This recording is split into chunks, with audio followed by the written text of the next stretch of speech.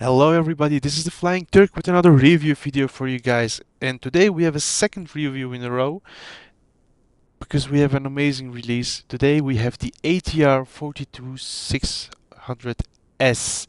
S stands for Short Takeoff and Landing, or also known as STOL. Well, what is the ATR 42600S?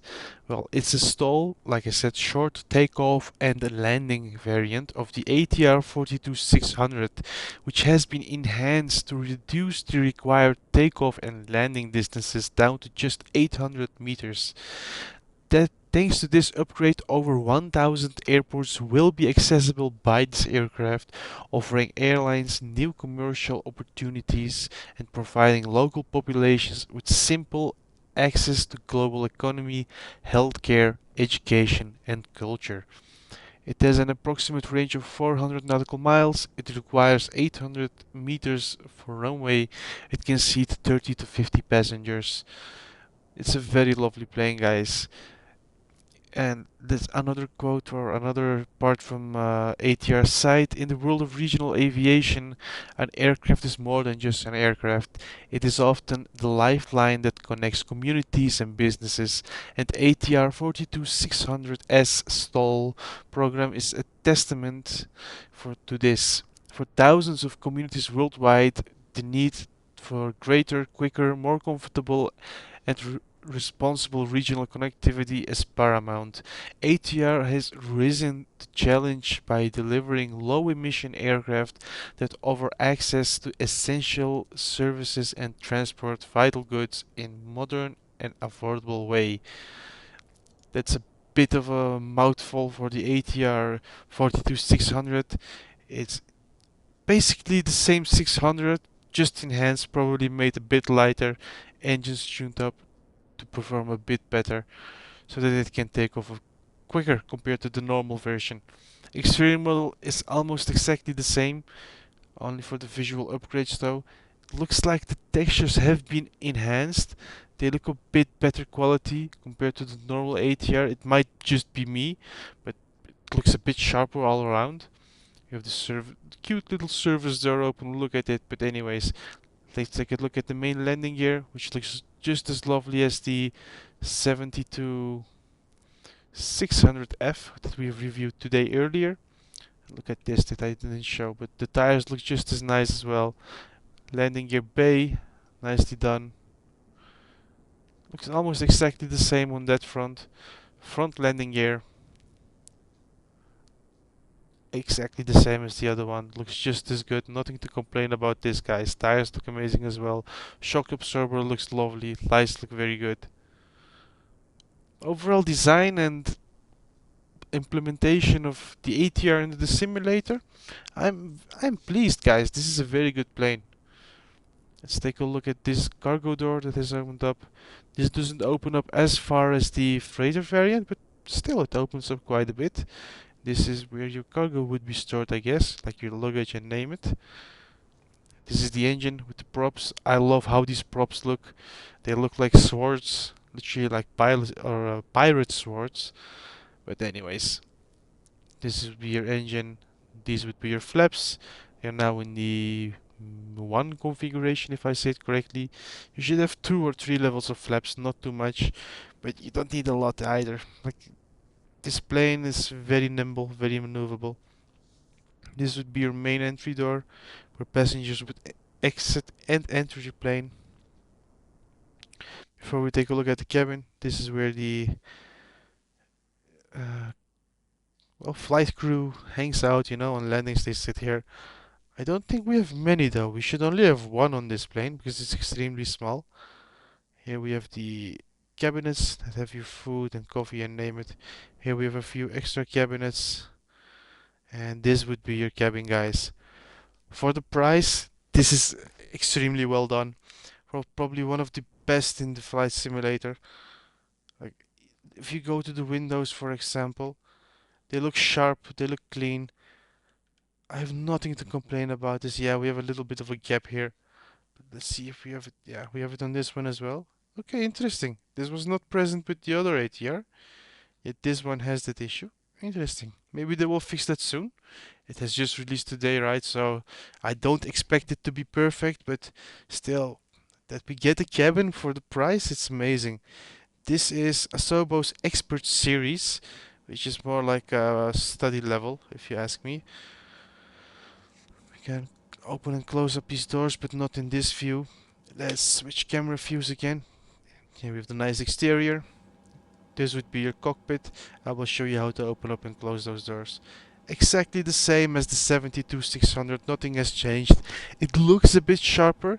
It seems like they fixed a few minor things in it. Oh no, this one is still moving in the 42. In the 72 it was not doing it. It's hitting this light. Okay, interesting. You can move these sunshades up and down. All the systems are exactly the same. Nothing has changed from one plane to the other. You can still not open up this, which is fine.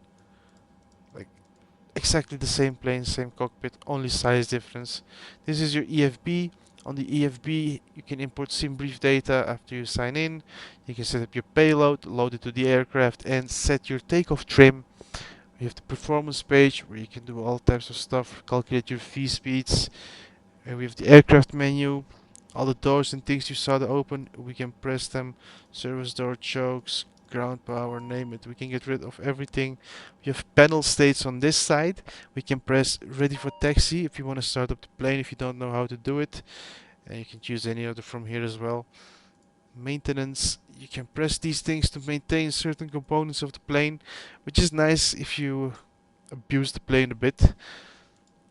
Options, here we can set certain values, how we would like them. You can set up your throttle here as well.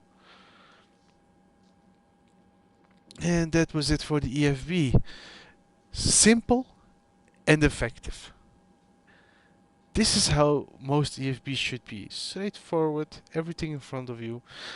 There are some developers that have very weird EFBs that just don't make sense or are way too complicated for nothing. Because it's a simple thing, it doesn't have to be complicated.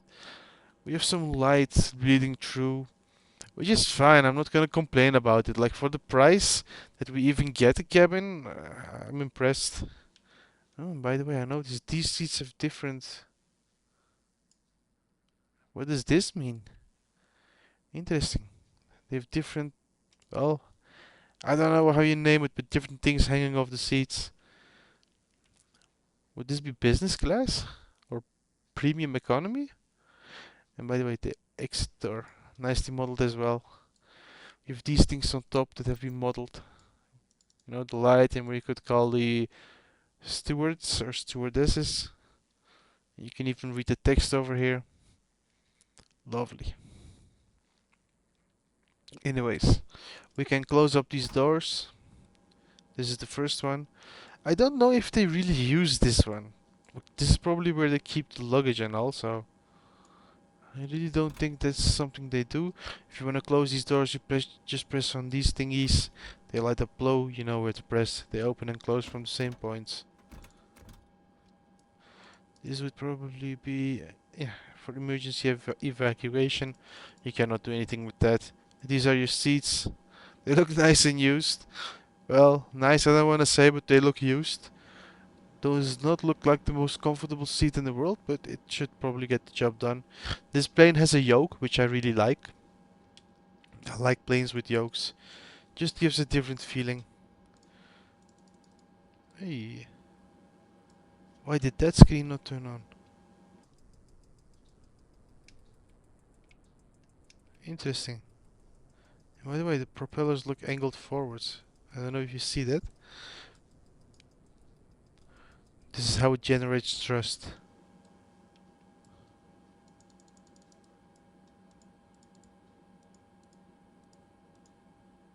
Let's see, maybe we need to request this.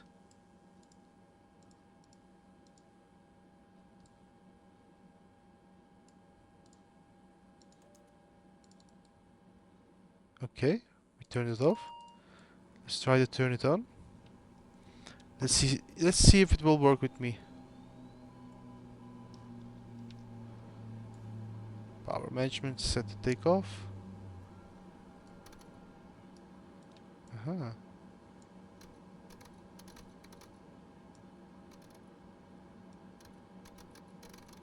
Why can't we move that separately? Interesting. I've never seen that feature before. Let's wait for the plane to get started up.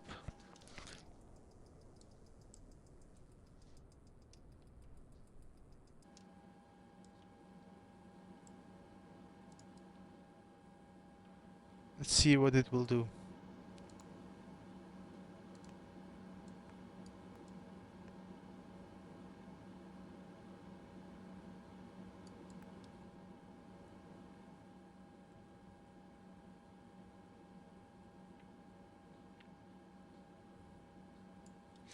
Okay, it does not seem to want to start up, so we will do a quick restart.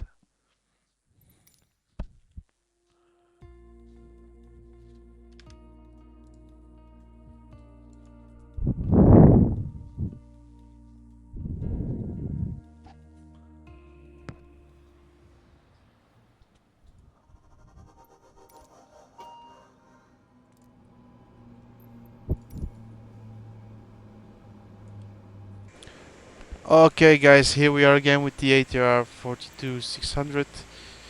Okay guys, here we are again with the ATR 42600. It did not want to start up on me, and I really don't remember the startup procedure for this plane anymore, so I did not want to mess up with that. But yeah, here we are.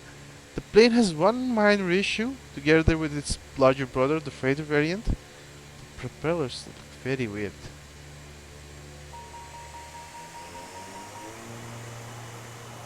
These work a bit better compared to the 72, but still, they look weird. But let's get rid of parking brakes. Let's give her power. Let's try to keep her straight. We are at Will Blake and we were going to Sint Maarten to the little airport. Just to show you how it feels like to fly the 42600S. The short takeoff and landing, and wow, we can lift up the nose extremely fast. We needed half of the runway and that's it.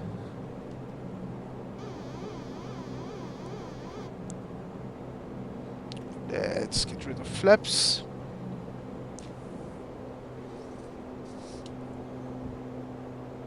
Okay, that's where we're going. Let's bank to the right.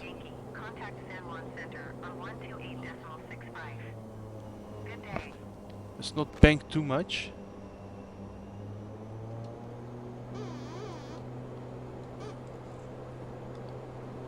Okay, let's set this to climb.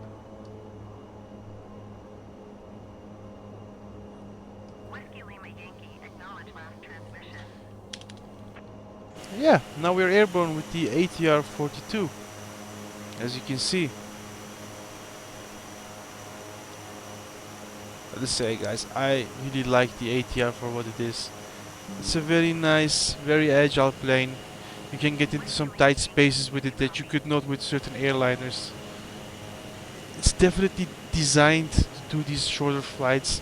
It's not meant to do like long haul or long range, which I honestly really like to do.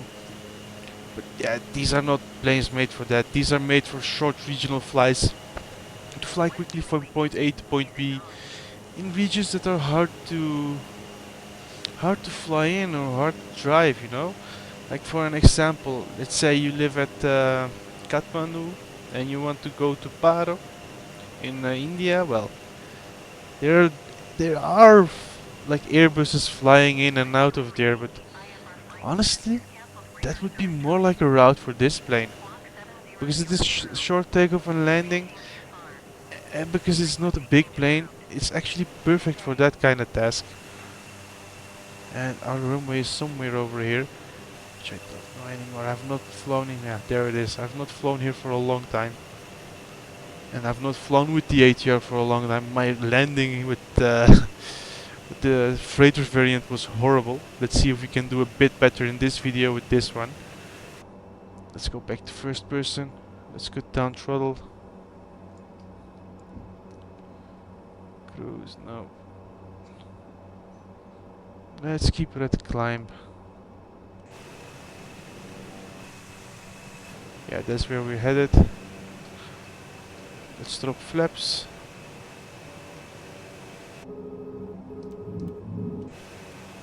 And Show you some landing gear action. I love how this landing gear drops and retracts. Reminds me a bit of the BAE 146 by Just Flight, how the landing gear works and how it looks. Generally, this plane looks a lot similar to that plane. If you ask me, personal opinion, of course. Only the other one is for jet engines, and this is two turboprops. But in this day and age, the turboprops are very fast, guys. Don't underestimate it. Don't just call it a propeller plane. It can fly very fast and do a lot of tasks that jets do as well, at nearly the same speed. It's definitely not something to be underestimated. Okay, let's try to land at this short little runway. And believe me, this plane is exactly made for these kind of scenarios. To land at these smaller, shorter runways that normal airliners cannot land at, and to even take off from them, you know? Like connect these islands, or these runways. Would also be perfect for island hops, just like the one I'm doing now. Short, quick and easy. 200. 100. Okay. 40. 30. 20. Let's see if we can butter this one. 10. Ah, not butter. A little bounce.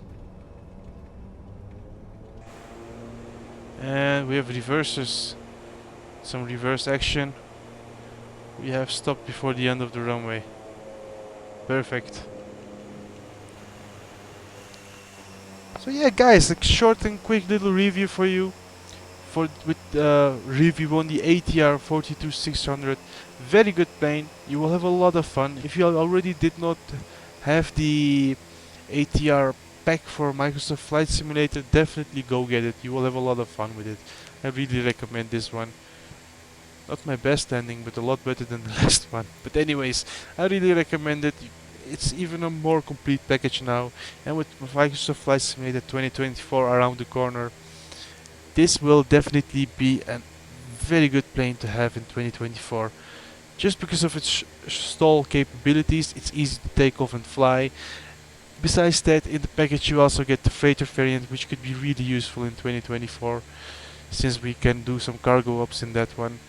So it has a lot of implementations that will make sense in the future, and also is very fun in 2020 as well. Guys, that was it for this review. This is a very short one. I did not dive into the systems, I didn't go in depth, because that's because I really don't know much about the ATR. It was one of the first planes I flew back in the day as an add-on, because it was cheap, and now the cheap add-on has become even better. Worth every cent of your money. Don't hesitate it. Don't hesitate for this one, because it will definitely not disappoint you. Guys, thank you for watching. Leave a like, comment and subscribe to support your flying Turk on his YouTube journey. And again, thanks for watching. Have a safe flight, have a safe landing, and see you guys in the next video. Take care, bye bye.